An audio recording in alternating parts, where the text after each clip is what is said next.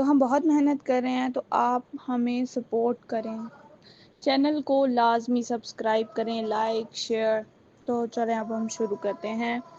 چھوٹی دلہن: دیکھو، ہم کو بچہ چاہیے، ہم کو ہمارے بچے سے کھیلنا ہے۔ دماغ خراب ہے لڑکی، ابھی تم خود 14 سال کی بچی ہو، بچہ کہاں سے پیدا کرو گی؟ وہ شدید غصے میں بولا تھا۔ یہ ستم کم نہیں تھا کہ روایت کے چلتے اس کا نکاح 14 سالہ لڑکی سے ہو گیا تھا اور اب وہ اس سے بچہ لانے کی فرمائش کر رہی تھی۔ تم تو ہو ہی نامرد، سارے لوگ ٹھیک کہتا ہے، وہ غصے سے کہتے پلٹنے لگی۔ جب شیر دل نے اس کا بازو پکڑا پر اس کی معصوم آنکھوں میں آنسو دیکھ پل بھر کو ٹھہر گیا، پھر ایک جھٹکے سے اس کا بازو چھوڑا۔ وہ اسی شام غصے میں سب کچھ چھوڑ لندن چلا گیا اور پھر اپنے باپ کی قسم دینے پر 7 سال بعد لوٹا تھا۔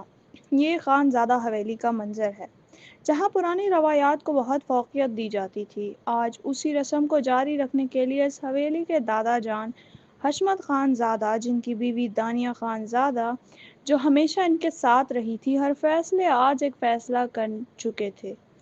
اپنی دونوں بیٹوں کبیر خان زادہ اور شہیر خان زادہ کے بچوں کا کبیر صاحب اور ان کی بیگم ماریہ کا ایک بیٹا شیردل خان زادہ اور بیٹی نور تھی، جبکہ شہیر خان زادہ اور ان کی بیوی ملائکہ کی 2 جڑواں بیٹیاں تھیں، مریماور اور شینا۔ مریمو لڑکی تھی جس سے شیردل خان زادہ کی منگنی بچپن میں ہی ہو گئی تھی۔ وہ دونوں بھی ایک دوسرے کو چاہتے تھے۔ کچھ ہی دن میں 20 سالہ شیردل خان زادہ باہر جانے والا تھا، جبکہ 20 سالہ مریم نہایت اداس پھرتی تھی، ان دونوں کے اس بات سے انجان کہ کل کا واقعہ ان کی زندگی بدل دے گا۔ امی میں جلدی واپس آ جاؤں گی، مان جائے نا، شینا اپنی ماں کو من ہوئے بولی۔ نہیں، بالکل نہیں، تمہارا بھلا کھیتوں میں کیا کام؟ وہ اس کو گھورتی ہوئی بولی، مگر وہ بھی اپنی ضد پر قائم نہیں دی۔ پھر آخر کار مریم نے ہی اس کی سفارش کی تھی، جس پر اس کو جانے کا موقع دیا گیا۔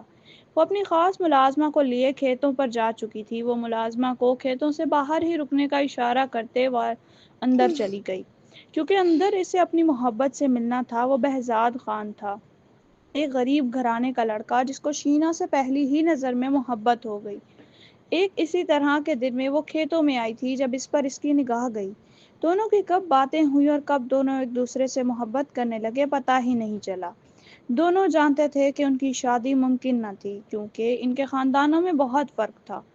اس لیے آخر کار بہزاد خان نے شینا کو منا ہی لیا تھا بھاگنے کے لیے، اور آج وہ لوگ بھاگنے لگے تھے۔ حویلی سے نکلتے وقت وہ چادر کے نیچے ایک چھوٹا سا بیگ پہن کر آئی تھی، جس میں اس کی جیولری اور کافی بھاری نقد تھی جو گھر سے چرا لی تھی۔ وہ 3-4 گھنٹے گزر جانے کے بعد بھی جب وہ کھیتوں سے باہر نہ آئی تو ملازمہ پریشان ہونے لگی۔ وہ اندر گئی تو اندر تو کسی کا نام و نشان نہ تھا۔ فصلیں بہت لمبی تھی، اس نے بہت ڈھونڈا مگر اس کو کہیں نہ ملی۔ اب اس کو پریشانی ہونے لگی، اسی لیے وہ گھر کی طرف بھاگی تھی، کیونکہ شام ہو چکی تھی، مگر شینا بی بی ابھی تک نہ آئی تھی۔ حویلی کے اندر بھاگ کے آتے وہ چلانے لگی تھی زور زور سے، بی بی جی، بی بی جی، بی بی جی، غضب ہو خدا کا، روما بی بی کہیں نہیں مل رہی۔ کھیت میں وہ میرے ساتھ تھی، لیکن انہوں نے مجھے اندر لے جانا مناسب نہ سمجھا، اور جب وہ اندر گئیں تو 3-4 گھنٹے گزرنے کے بعد بھی وہ باہر نہیں آئیں تو مجھے اندر جا کر مجبوراً دیکھنا پڑا، مگر اندر کوئی نہیں تھا۔ میں کافی دیر تک ان کو ڈھونڈتی رہی مگر وہ مجھے نہیں ملی، وہ گھبرائے ہوئے لہجے میں بولی، جس پر ان کی ماں بے ہوش ہونے کے قریب تھی۔ جو مریم نے انہیں تھام لیا۔ یہ کیا کہہ رہی ہو تم؟ تمہیں اس کے ساتھ بھیجا تھا، پھر تم نے اس کو تنہا کیسے چھوڑا؟ وہ غصے سے چلائیں۔ میں کیا کرتی بی بی جی، آپ کو تو پتہ ہے شینا بی بی کا، وہ کتنا غصہ کرتی ہیں اگر ان کی بات نہ مانے تو۔ لیکن کہاں جا سکتی ہے وہ؟ شیردل خان زادہ بھی وہاں آ کر پریشانی سے بولا، اور ان کو تسلی رکھنے کا کہہ کر خود نکل گیا اپنے ملازموں کے ساتھ اس کو ڈھونڈنے کے لیے، مگر 2-3 گھنٹے میں بھی وہ اس کو تلاش نہ کر پایا تھا۔ کھیتوں کا چپا چپا چھان مارا تھا مگر وہ وہاں ہوتی تو ان کو ملتی نہ۔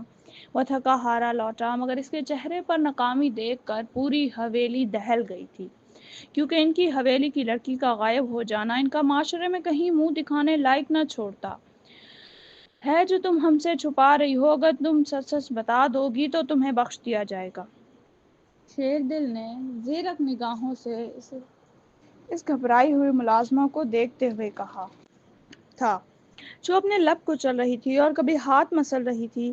اس کے دھارنے پر وہ فر سچ بولنے لگی۔ معاف کیجیے گا سرکار، مجھے کہنا تو نہیں چاہیے، مگر بی بی جی کافی عرصے سے ایک لڑکے سے مل رہی تھی، وہ تو میں نے ان کو چھپ کر دیکھ لیا تھا، لیکن جب ان کو اس بات کا حقیقت کا معلوم ہوا تو انہوں نے مجھے دھمکایا تھا کہ اگر میں کسی کو بھی بتایا تو میری بچی کو مار دیں گی، اس لیے میں کچھ نہیں بولی۔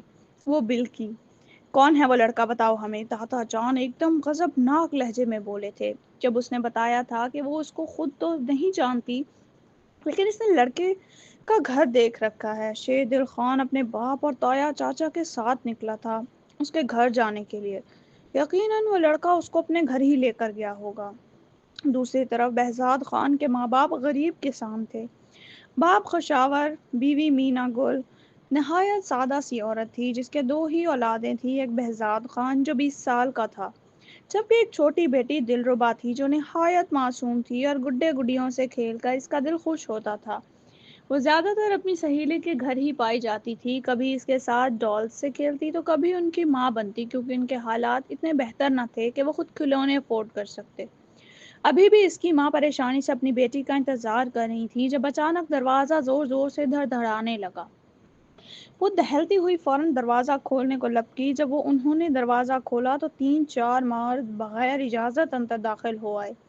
کون ہو تم لوگ اور ہمارے گھر میں ایسا منہ اٹھا کر کیوں چلا آ رہا ہے؟ وہ گھبرائی ہوئی سی بولی تھی جب وہ دھاڑتے ہوئے بولے، یہ بہزاد خان تمہارا ہی بیٹا ہے، کہاں ہے وہ، اس کو باہر نکالو۔ وہ ایسے چلائے کہ وہ سہم سی گئی۔ ہاں وہ ہمارا ہی بیٹا ہے، مگر ہوا کیا ہے، ہم کو کچھ بتائے گا تو پتہ چلے گا نا، آج تو وہ گھر ہی نہیں آیا۔ وہ پریشانی سے بولی، آ لینے دو اپنے بیٹے کو، اس نے ہماری بیٹی کو بھگانے کا گناہ سرزد کیا ہے جس کی تلافی اس کی جان سے ہی ممکن ہے بس۔ نہیں یہ جھوٹ ہے، بھلا ہمارا بیٹا کا تمہاری بیٹی سے کیا تعلق؟ وہ نفی کرتی وہی بولی تھی جب وہ غصے سے دھاڑے، اب تمہارے بیٹے کا کیا تو تم لوگوں کو ہی بھگتنا پڑے گا۔ ابھی وہ کہہ رہے تھے جب ان کی 14 سالہ بیٹی اپنی دوست سے کھیل کر آئی، مورے میں آ گئی، تم کو پتہ ہے آج ہم نے کتنا کھیلا، اور ہمارا دوست ہمارے لیے نیا گڈا بھی لایا۔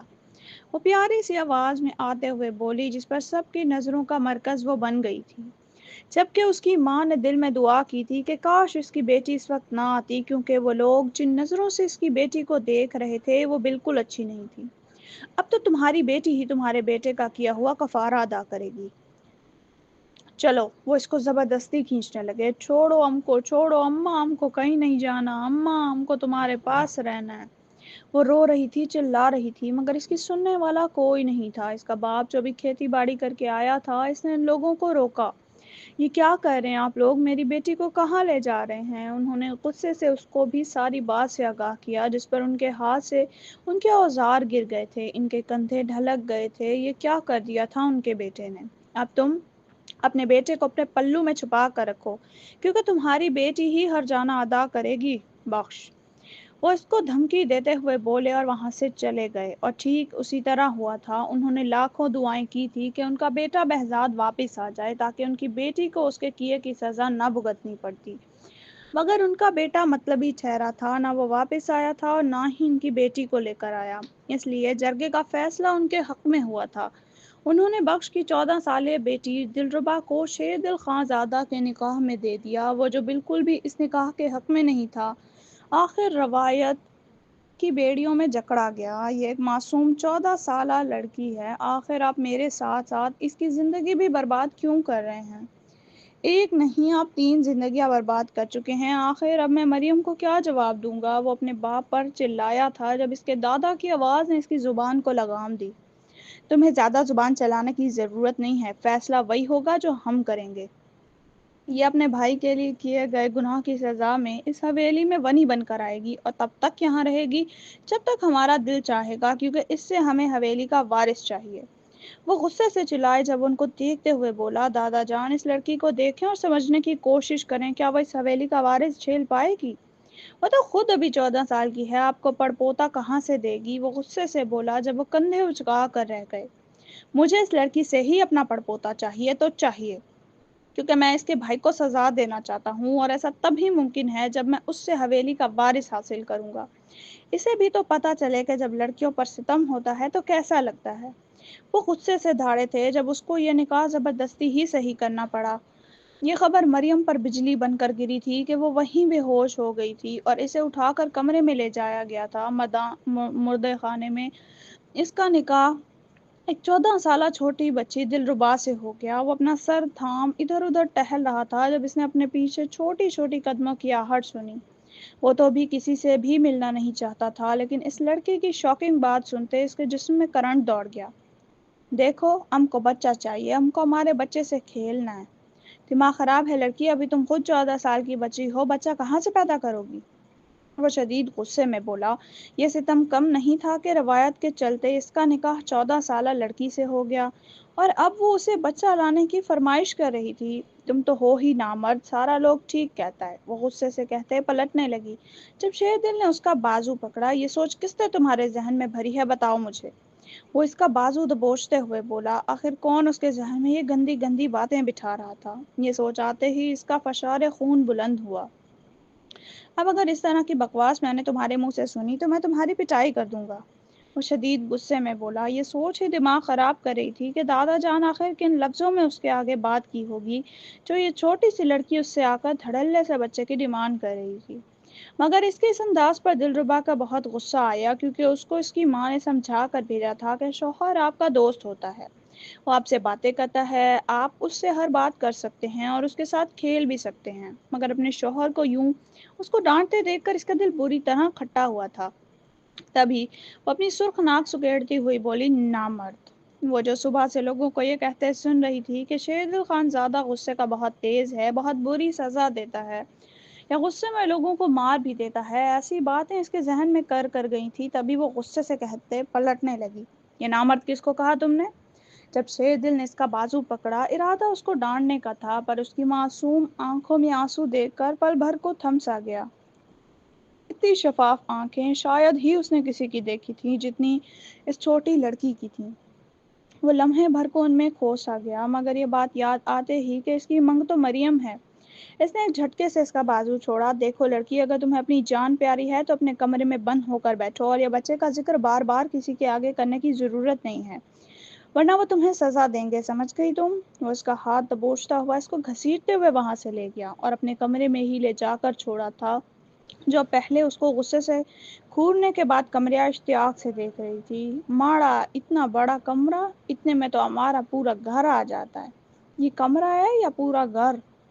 وہ ایک ایک چیز کو چھو کر دیکھ رہی تھی جیسے یہ سب خواب ہو جو آنکھ کھلنے پر یہ خواب ٹوٹ جائے گا۔ سنو لڑکی، اس سے پہلے کہ وہ اس کو کچھ کہتا، اس کو بیڈ کی طرف ہوتا کر وہ اسے دیکھ کر رہ گیا، کیا آج ہم اس پر سوئے گا؟ وہ بیڈ کی طرف اشارہ کرتے ہوئے بولی تو حیرت زدہ سا اس بات میں سر ہلا گیا۔ وہ اس گدے پر بیٹھتے ہوئے چھلنے لگی۔ او ماڑا، کتنا گداز ہے یہ، بالکل ہوا کے بلبلے جیسا۔ تم بتاؤ خڑوس خان، تم کب سے ادھر رہتا ہے؟ کیا بچپن سے یہ سب تمہارے پاس ہے؟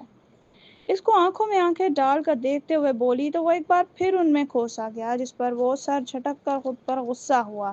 یہ بار بار مجھے خڑوس خان کیوں کہتی ہو؟ نام ہے میرا شیر دل، سمجھی تم؟ وہ زچ ہوتے ہوئے بولا، جس پر وہ اسے ٹکڑ ٹکڑ دیکھنے لگی۔ تو پھر ام کیا بلائے تم کو؟ تم ام سے بڑا ہے، کیا لالا بلاؤں؟ وہ اس کو دیکھتے ہوئے بولی تھی، میری ماں کچھ بھی مت بلاؤ، بلکہ مجھے بلاؤ ہی مت۔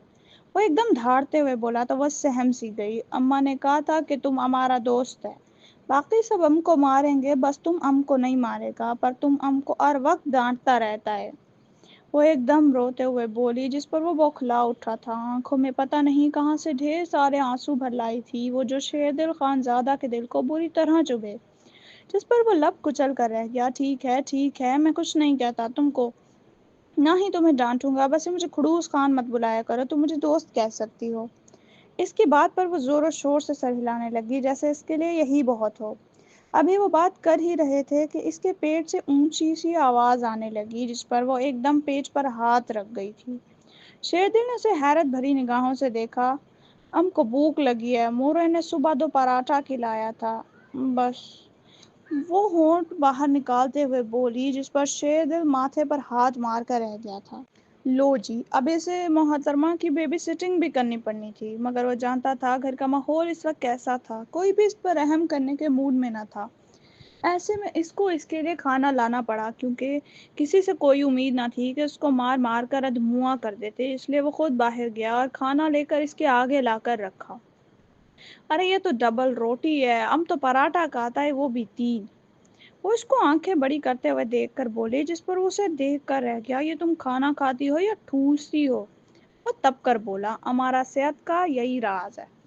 وہ اس کو ضد کرتے ہوئے بولی تھی، جس پر وہ صبر کے گھونٹ بھرتے پھر باہر گیا اور اس کے لیے 3 پراٹھے بنوا کر لایا، جو اس نے دہی کے ساتھ 10 منٹ میں چٹ کر لیے تھے۔ وہ تو اس کی سپیڈ دیکھتا رہ گیا تھا، کیا اس کو اتنی بھوک لگتی تھی، وہ سوچ کر رہ گیا۔ پھر اچانک اس کے ذہن میں یہ بات لہرائی کہ وہ غریب گھرانے سے تعلق رکھتی ہے، پتہ نہیں وہ پیٹ بھر کر کھانا کھاتی بھی ہوگی کہ نہیں۔ مگر اگلے ہی لمحے وہ اپنی سوچ پر لعنت بھیج گیا تھا۔ ابھی تو اس نے کہا تھا کہ وہ گھر سے 2 پراٹھے کھا کر آئی تھی۔ وہ بھلا کیوں سوچ رہا تھا کہ اس کے لیے اپنا دھیان اس پر سے ہٹانے کے لیے وہ باہر ٹہلنے کے لیے نکلنے چلا گیا تھا، جب چھت پر آتے ہی اسے ہلکا پھلکا محسوس ہوا۔ مگر اگلے ہی لمحے کانوں میں پڑنے والی آواز نے اسے بری طرح مضطرب کر دیا۔ واہ واہ شیردل صاحب واہ! ایک کم عمر لڑکی سے شادی کر کے کیسا لگ رہا ہے؟ یقیناً اس کی جوانی پر تمہارا دل آ گیا ہوگا، آخر وہ خوبصورت بھی تو بڑی ہے۔ مجھے بتا دیتے کہ تمہیں تو چھوٹی لڑکیاں پسند ہیں، تاکہ میں تمہارے انتظار میں تو نہ بیٹھتی۔ یہ زہر میں بھجی ہوئی آواز کسی اور کی نہیں بلکہ مریم کی تھی، جو آنکھوں میں آنسو لیے اور چہرے پہ اذیت رقم کیے اس کے پیچھے کھڑی اس پر طنز کے نشتر چلا رہی تھی، جس پر شیر دل نے فوراً نفی میں سر ہلایا۔ تم غلط سوچ رہی ہو مریم، میری مجبوری مائی فٹ۔ اپنی اس ہوس کو مجبوری کا نام مت دو، تم اچھی طرح جانتے تھے کہ وہ لڑکا میری بہن کو بھگا کر لے گیا، وہ لڑکی ہماری دشمنوں میں سے تھی، پھر آخر تم نے اس سے نکاح کیوں کیا؟ اسی لیے نا، تاکہ تم مجھ سے وارث پیدا کر سکو۔ مت بھولو کہ میں ساری باتوں سے واقف ہوں، تھوکتی بھی نہیں اب میں تمہاری محبت پر، اپنی شکل بھی مت دکھانا مجھے۔ وہ چلائی تھی زور سے، جس پر وہ اس کو دیکھ کر رہ گیا۔ تم بھی جانتی ہو حالات کیسے تھے مریم، پھر بھی تم مجھ پر شک کر رہی ہو؟ کیا تم نہیں جانتی کہ دادا اور ہم سب کے گھر والوں نے ہی مجھے فورس کیا، ورنہ میں کہاں نکاح کرنا چاہتا تھا، میں تو تم سے محبت کرتا تھا۔ وہ اس کے 2 قدم قریب آتے بولا، جب وہ اس کا ہاتھ بری طرح جھٹک گئی۔ خبردار جو مجھے ہاتھ بھی لگایا، جب تک وہ لڑکی تمہارے ساتھ ہے میں تمہاری شکل بھی دیکھنا پسند نہیں کروں گی، سمجھے تم؟ اب میرے پاس تبھی آنا جب اس کو طلاق دے لوگے۔ وہ غصے سے پلٹتی ہوئی بولی، کیا تمہیں مجھ پر ذرا سا بھی ٹرسٹ نہیں کہ میں تمہارے علاوہ کسی کو چھو نہیں سکتا؟ وہ اس کے نیچے سیکھ کر بولا تھا، جس پر اس کے قدم زنجیر ہوئے اور وہ نیم رخ اس کی طرف مڑتے ہوئے بولی، نہیں بالکل نہیں ہے۔ یہ کہتی وہ اس کا دل توڑتی بری طرح سے وہاں سے جا چکی تھی، جبکہ وہ اپنا ٹوٹا دل لیے وہاں تنہا کھڑا رہ گیا۔ آج تو اس نے یہ بھی جان لیا تھا کہ شاید مریم کو بھی اس سے سچی محبت نہیں تھی۔ جہاں سچی محبت ہو وہاں اعتبار ہوتا ہے، مگر مریم کی آنکھوں میں اعتبار نام کی کوئی چیز نہ تھی۔ وہ غصے سے اندر آیا اور اپنے باپ کے کمرے میں گیا۔ آپ کے کہنے پر میں نے نکاح تو کر لیا ہے، لیکن مجھے آج ہی باہر جانا ہے۔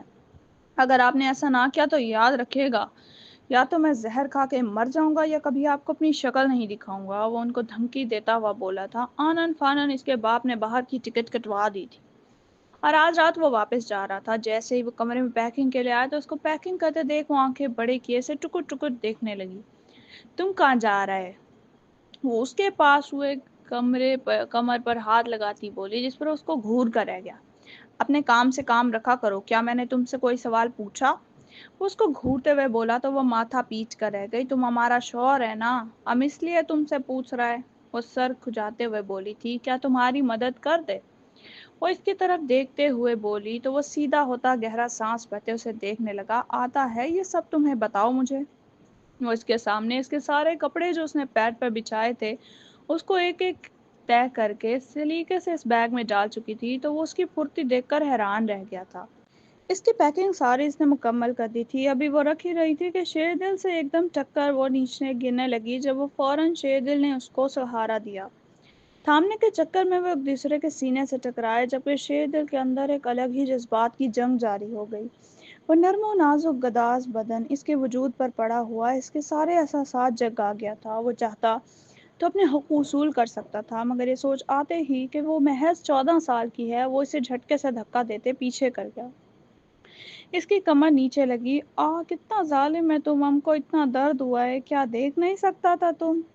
وہ غصے سے دھاڑتے ہوئے بولی، جس پر وہ سر جھٹک کر رہ گیا اور اس کے سامنے کھڑا ہوتا ہوا بولا، میں باہر کے ملک میں جا رہا ہوں۔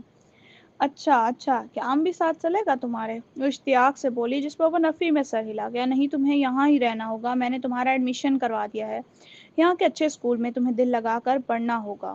کیا ہم اسکول بھی جائے گا؟ وہ خوش ہوتے ہوئے بولی، جس پر بس ہاں میں سر ہلا گیا۔ ہاں لیکن تم ہم کو چھوڑ کے جا رہے ہیں، ہم اکیلا کیا کرے گا یہاں، ہم تو کسی کو جانتا بھی نہیں ہے۔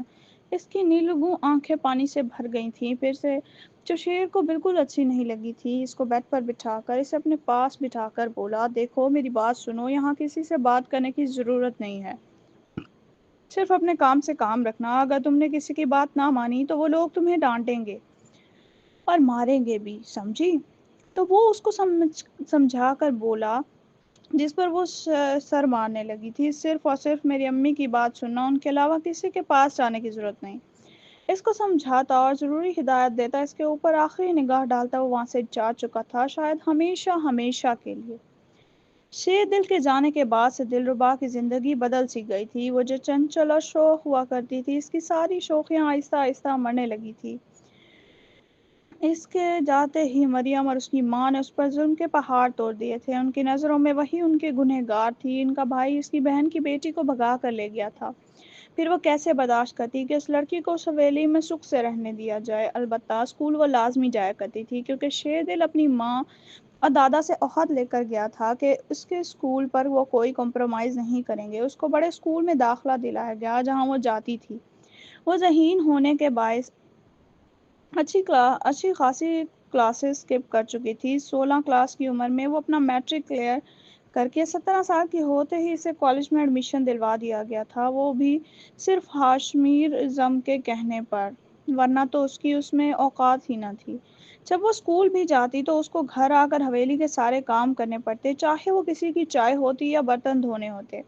اکثر کام اسی سے کرواتی تھی مریم اور اس کی ماں، جبکہ کھانا بھی اس کو تنہا کمرے میں دے دیا جاتا تھا۔ اسے زندگی کا شعور تو حاصل ہو گیا تھا کالج میں جا کر، مگر اسے اس حویلی میں رہتے وقت سے پہلے ہی بڑا ہونا پڑا۔ اس کے بازوؤں پر اور کمر پر ایسے کافی نشانات تھے جو مریم کے ستم سے آئے، مگر اس سے تو سبھی انجان تھے۔ مریم کی نظر میں وہ اس کی بھی قصوروار تھی، کیونکہ اس نے شیر دل کو اس سے ہمیشہ ہمیشہ کے لیے چھین لیا۔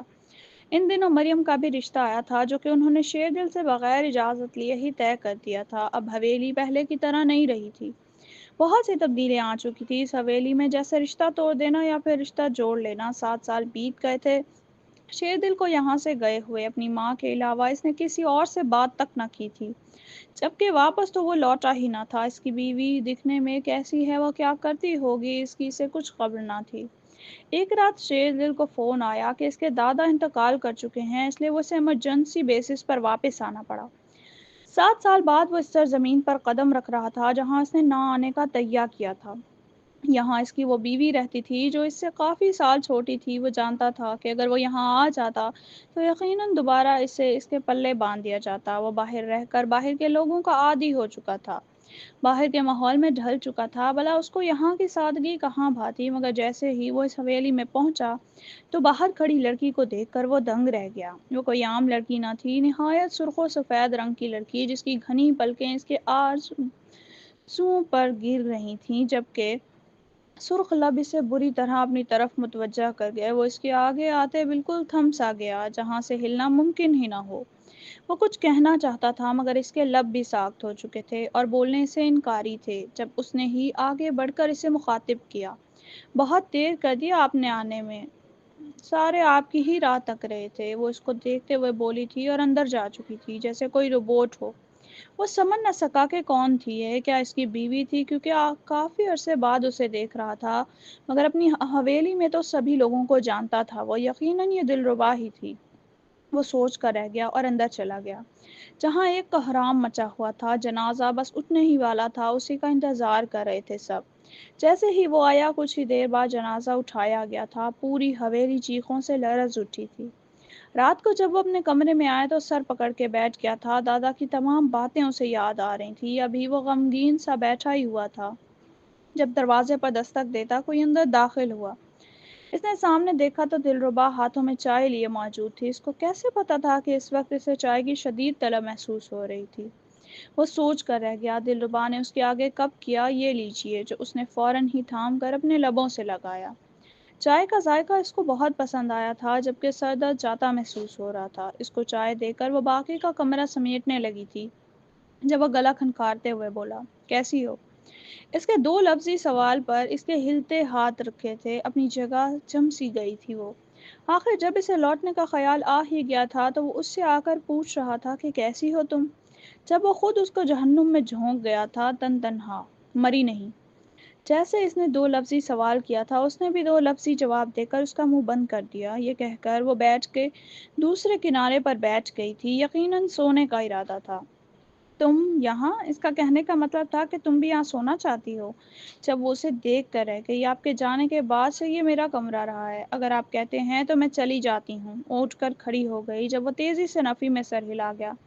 میں نے ایسا تو نہیں کہا۔ وہ اسے دیکھ کر رہ گیا۔ اس کا دل چاہ رہا تھا وہ اس سے بات کرے، مگر وہ تو بولتی ہی نہیں تھی شاید۔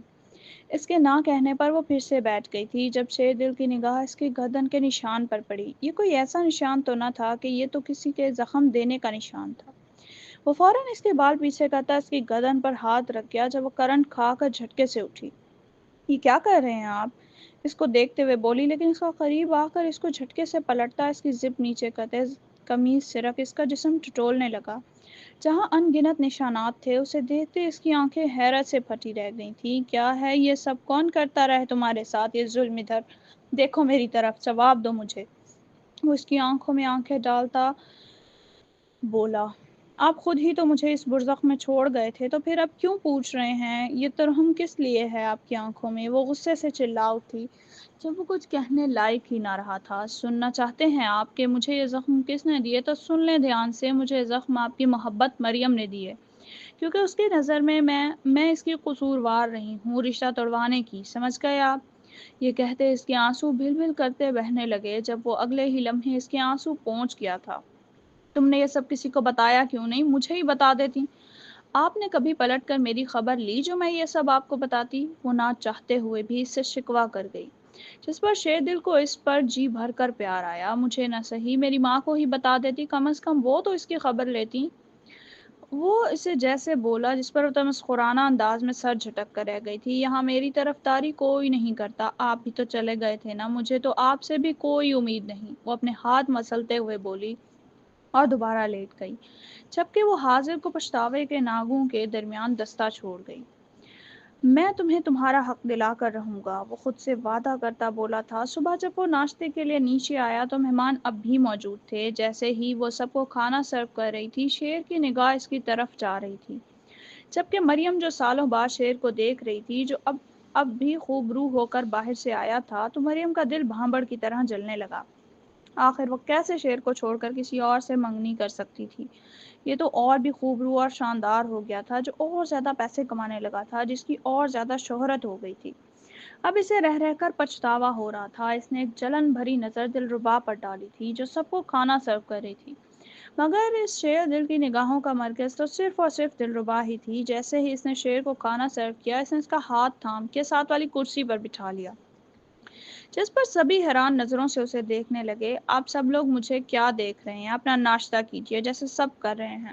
یہ بھی ناشتہ کرنے لگی ہے؟ میں کب سے دیکھ رہا ہوں وہ سب کو کھانا سرو کر رہی ہے، کبھی کسی کو کوئی چیز لا کر دے رہی ہے، کبھی کسی کو پانی دے رہی ہے، کبھی کسی کو چائے دے رہی ہے۔ کیا آپ لوگوں نے اس کا خیال کیا ہے کیا اس کو بھی کھانے کی ضرورت ہے؟ صبح سے بھوکے پیٹ میں اس کو کچن کھنچک کی طرح گھومتے ہوئے دیکھ رہا ہوں، مگر اس کا احساس تو شاید کسی کو ہے ہی نہیں۔ بس سب پر تاک تاک کر طنز کرتے ہوئے بولا، جب اس کی چاچی طنزیہ انداز میں بولی تھی کہ بیٹا شاید تم بھول رہے ہو کہ یہ ونی میں آئی ہے، یہ اسی سلوک کی مستحق ہے۔ وہ جلے کٹے انداز میں بولی تو شیر دل خان زادہ نے سرد نظروں سے ان کو دیکھا تھا کہ وہ وہیں خاموش ہوئی تھیں۔ مگر آپ بھی شاید بھول رہی ہیں چاچی کہ اب یہ میرے نکاح میں ہے، میری بیوی ہے، اور میری بیوی کا رتبہ میرے ساتھ بیٹھ کر کھانے میں ہی ہے۔ ان کو ایک جواب منہ پر مارتا خاموش کروا چکا تھا، جس پر وہ جل بھن گئی تھیں۔ اور تمہیں اٹھنے کی ضرورت نہیں ہے، چپ کر کے ناشتہ کرو۔ وہ اس کی پلیٹ میں ناشتہ ڈالتے ہوئے بولا، جس پر اس کے گلے میں آنسوؤں کا گلا ٹکنے لگا تھا۔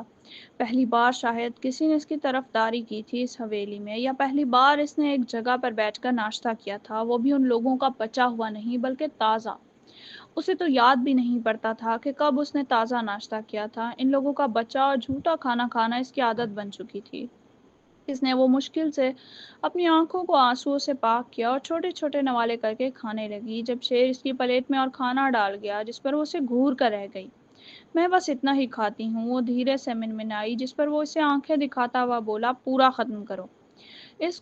कहाँ वो बचपन में 3 पराठे खाती थी और कहाँ आज इसके आधे पराठे में ही भूख खत्म हो गई। ये देखकर शेरदिल को शदीद दुख हुआ। नाश्ता करते ही मर्द हजरात अपने काम करने लगे, जबकि औरतें हवेली के काम करने लगीं। वो भी बाकी औरतों के साथ सामने वाली हवेली चली गई थी नाश्ता बनाने के लिए, क्योंकि इनके घर में फौतगी हुई थी, इसलिए खाना सामने वाली हवेली से ही बनकर आता था। जैसे ही वो थक कर आई तो मरियम और शेरदिल को लाउंज में बैठा देख इसके दिल में चुभन हुई। वो वहां से जाने लगी जब मरियम अपनी करारी आवाज में बोली थी, ऊपर कहाँ जा रही हो? अभी तुम्हारा काम खत्म नहीं हुआ। तुम शाम से पहले ऊपर नहीं जा सकती? क्या अपनी रूटीन भूल गई हो तुम? वो तमस्कुर से आंखों में तंज लिए उसको देखती बोली, जब वो वहीं रुक गई थी, मेरे लिए चाय बनाकर लाओ जल्दी से, और खाली चाय मत लाना, साथ बिस्किट भी रख कर लाना। वो उसको हुक्म देते हुए बोली। जब अगले ही लम्हे वो जाने लगी तो शेर ने इसका बाजू थामकर इसे नीचे बिठाया, जो सीधी इसकी गोद में आ गिरी, और शर्म से उसके गाल सुर्ख होते तिमतमाने लगे। ये क्या कर रहे हैं? वो हैरत से चिल्लाई थी, जबकि मरियम का उसको देखकर शदीद जलन से बुरा हाल था। जिसको चाय चाहिए वो जाकर खुद बना लेगा। तुम मुझे कंपनी दो, मैं तुम्हारा शौहर हूँ, तुम्हें मुझे वक्त देना चाहिए, क्योंकि मैं सबसे अहम हूँ तुम्हारे लिए। सही कहा ना मैंने? वो इसकी आंखों में घूरता हुआ बोला, जबकि जोर से उसको थाम कर रखा था कि कहीं वो इसकी गोद से निकल कर ना चली जाए। मगर जैसे ही हवेली में बाकी लोगों को आते देखा तो वो इसकी गोद से उठकर ऊपर भाग चुकी थी, शर्म से दोहरी होती हुई। अब तो वो कमरे से रात तक ना निकलने वाली थी। वो ये सोच कर रह गया और वह जेर लब मुस्कुरा दिया। नीचे बैठकर भी बोर ही होना था, सो वो उसके पीछे ही कमरे में चला गया, जहाँ वो न सिर्फ चेहरा थपथपा रही थी, क्या हुआ, ऊपर क्यों आ गई? वो उसको देखते हुए बोला, जब वो उसको घूरने लगी, नीचे ये सब करने की क्या जरूरत थी? इसने चाय ही बनाने का तो कहा था, ये तो मैं शुरू से करती आ रही हूँ। वो उसको जुद करते हुए बोली, जब वो गहरी निगाहों से देखते हुए इसके करीब आने लगा। हाँ, पहले से कर रही हो, क्योंकि पहले मैं यहाँ मौजूद नहीं था, मगर अब मैं यहाँ हूँ, तुम्हें कोई काम करने नहीं दूंगा, क्योंकि तुम मेरी बीवी हो, समझी तुम? वो इसके कानों की लट को बालों के पीछे अड़ेसते हुए बोला था, और खुद वॉशरूम में जा चुका था। पीछे वो काफी देर साख्त खड़ी इसके लम्स को महसूस करती रही। क्या इस सब को माफ कर देगी वो? दिन गुजरते गए, शेरदिल इसके करीब से करीब होता जा रहा था। इसकी छोटी छोटी चीजों का ख्याल रखता, इसका हर बात में साथ देता, इसको सबसे बचाता। अब आलम तो ये था कि वो कहीं भी इसकी आंखों से गायब होती तो शेरदिल की जान पर बन आती थी। वो फौरन इसे पुकारने लगता था। इसका अंदाजा सभी हवेली वालों को हो गया था कि अब वो शेरदिल की जिंदगी में क्या हैसियत रखती है। मगर ये सब देखना मरियम के बस की बात नहीं थी। शेरदिल को आए 4 माह बीत चुके थे। इस अरसे में वो एक दूसरे के काफी करीब आ चुके थे, जब एक रोज इन्हें मालूम हुआ कि बहजाद और मारिया एक कार हादसे में इंतकाल कर चुके हैं। इन लोगों की मोहब्बत का यही अंजाम होना था, जिनके साथ ना माँ बाप का प्यार था ना उनकी दुआएं। ये सुनकर एक दफा फिर मरियम के माँ बाप टूट से गए। सब कुछ अपने अपने रफ्तार पर आने लगा। जब एक रोज शेरदिल ने उसको जा लिया था, क्योंकि मुझसे छुपती फिर रही हो, क्या तुम्हें मेरी बेकरारी नजर नहीं आती? मैं तुमसे मोहब्बत करने लगा हूँ, कैसे बताऊं तुम्हें? क्यों मुझे नजरअंदाज करती हो? तुम्हारा ये नजरअंदाज करना मुझे खलता है। वो उसको एकदम थामता हुआ इसके इर्द गिर्द हाथ रखते हुए इसके जाने की राहें मफकूद करता बोला, आप चाहते हैं मैं आपको माफ कर दूं? क्या इतना आसान है ये सब भुलाना? वो उसको देख कर रह गई। जानता हूँ ये सब बहुत मुश्किल है, ये शायद नामुमकिन भी हो, लेकिन मैं वादा करता हूँ कि आइंदा हमेशा तुम्हारे साथ रहूंगा, तुम्हें कभी तन्हा नहीं छोड़ूंगा। वो उसकी आंखों में आंखें डालता अज़म भरे लहजे में बोला। इसकी मोहब्बत का यकीन था, अब इसको भी आ चुका था, मगर तंग करना तो बनता था। वो उसकी कैद से छूटकर भाग गई थी। पीछे वो अपने तन्हा खाली हाथ लेकर रह गया। जब वो कुछ देर बाद ही दरवाजे से नमूदार हुए थे, क्या आपको याद है जब मैं यहाँ आई थी तो सबसे पहले मैंने आपसे किस चीज़ की डिमांड की थी? अपने बच्चे वाली डिमांड का याद कराते हुए बोली, जिस पर वो मुस्कुरा दिया। हाँ, क्यों नहीं याद, बिल्कुल याद है। अगर आप चाहती हैं तो वो डिमांड हम अभी पूरी कर सकते हैं। वो अगले पल इसको कमर से थाम अपने करीब कर गया और इसके लबों पर झुका था। वो एक एक करते शिद्दतें इसके होंठों पर निछावर कर रहा था, जबकि वो सहम सी गई। اس کی باہوں میں موجود وجود لرزنے لگا تھا، شرم سے کپکپاہٹ کا شکار تھا، مگر شیر دل اس کو چھوڑنے پر بالکل بھی راضی نہیں تھا۔ اس نے لاکھ کوشش کی کہ وہ اسے چھوڑ دے، مگر شیر دل کو تو آج کوئی روک نہ سکتا تھا۔ اس نے اس کے دونوں بازوؤں کو اپنے ایک ہاتھ کی قید کیا اور اسے کندھے پر اٹھا کر بیڈ پر لا پٹکا۔ آج کہاں جاؤ گی میری جان؟ تمہیں ہی بچہ چاہیے تھا پہلے، مگر اب مجھے بچہ چاہیے۔ وہ اس کو شریر نگاہوں سے دیکھتے ہوئے تنگ کرتے ہوئے بولا، اس کی گردن پر جھکا، ہر جگہ وہ اسے اپنے لمس سے معطر کرنے لگا تھا۔ جب وہ اپنی قسمت پر نازاں تھی کہ شیر دل نے اسے اپنا بنا لیا، اسے سرخ رو کیا تھا، اس کی محبت کے جواب میں وہ بھی اس کی گردن کے گرد باہیں حائل کر گئی، اس کا ساتھ دینے لگی تھی۔ کبھی وہ اس کے لبوں کو چھوتا، تو کبھی آنکھوں کو، تو کبھی گال پر لب رکھتا، تو کبھی کندھے پر۔ اس کی سسکیاں پورے کمرے میں گونج رہی تھیں۔ آج کی رات وہ اس پر بالکل بادل کی برسات کی طرح برسا تھا جو ختم نہ ہونے والی تھی۔ آج اس نے اپنی چھوٹی بیوی کو اپنے رنگ میں رنگ کر ہی دم لیا تھا۔ اس کی قربت کے آثار اس کے چہرے پر صاف دیکھے جا سکتے تھے۔ صبح جب وہ اٹھے تو ابھی تک اس کا واش میں ہی تھا۔ جب وہ اس کے سینے پر ہاتھ مارتی اسے دور کر گئی، اٹھ بھی جائیں، مجھے جانے دیں، باہر سب لوگ کیا سوچیں گے کہ یہ کیوں نہیں نکلے کمرے سے؟ 12 بج چکے ہیں۔ اور اس کے ٹائم کا احساس دلاتے ہوئے بولی، مگر یہاں پر واہ کسے تھی؟